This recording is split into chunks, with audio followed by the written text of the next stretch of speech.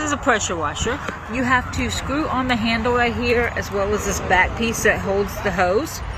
This is the actual gun that comes with it, and it has its own little pieces that you'll connect. This you'll turn to adjust the nozzle, and this you can also hook up and put in your soap so it can spray your soap.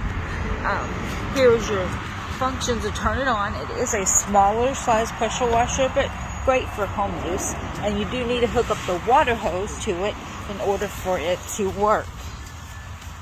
Now let's get the water turned on and see how it works.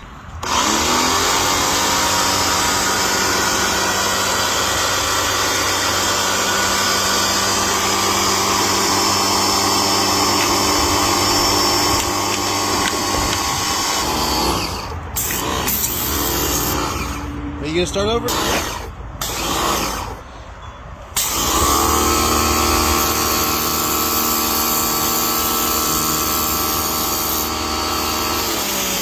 The water can change, you know, however you adjust it by turning the nozzle.